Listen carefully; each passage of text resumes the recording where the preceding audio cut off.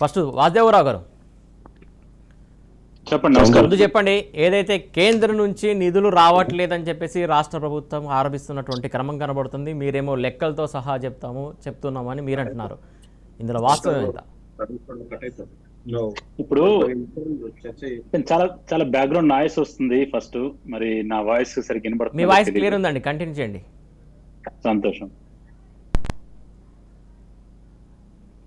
ఈ గత 9 సంవత్సరాలుగా భారతీయ జనతా పార్టీ అధికారంలో కేంద్ర ప్రభుత్వం మరి తెలంగాణ రాష్ట్రానికి ఎటువంటి నిధులు ఇచ్చింది, ఎటువంటి అభివృద్ధి పనుల్ని చేసింది అని చెప్పిన దగ్గర అడిగిన వాళ్ళ ప్రతి ఒక్కరికి చెప్పుకుంటూ వస్తున్నా కూడా మరి కళ్ళుండి గబోదిలాగా లేతే చెవిటోడు ముందు శంఖ ఊదినట్టుగా అయిపోయిందని చెప్పి మా ప్రియతమ రాష్ట్ర అధ్యక్షులు కేంద్ర మంత్రివర్యులు శ్రీ గంగాపురం కిషన్ రెడ్డి గారు 200 పేజీల పైచిలుకు పుస్తకాన్ని బ్లాక్ అండ్ వైట్ లో విత్ నెంబర్స్ ప్రింట్ చేసి మీడియా సమక్షంలో ప్రజలందరి సమక్షంలో విడుదల చేయడం జరిగింది.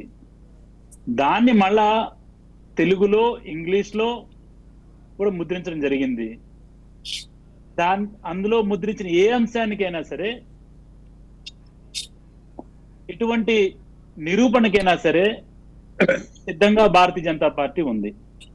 మీరు చెప్పే లెక్కలకి, మీరు చెప్పే మాటలకి ఎటువంటి పొంతన లేదు.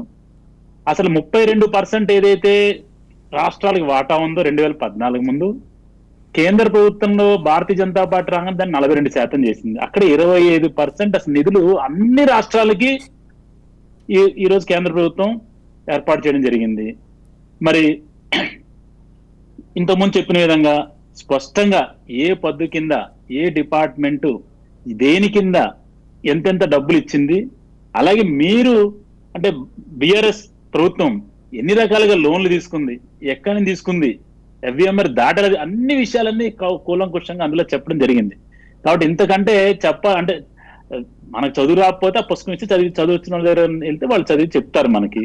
లేకపోతే మళ్ళీ మేము ఎక్కడైనా సరే ఒక డిబేట్ లాగానో లేకపోతే పబ్లిక్ ప్లేస్ లో కానీ మరి ఆ పుస్తకం మీద ఆ వివరాల మీద ఏదన్నా డిబేట్ కానీ చేయడానికి సిద్ధంగా భారతీయ జనతా పార్టీ మేమందరం రెడీగా ఉన్నాం.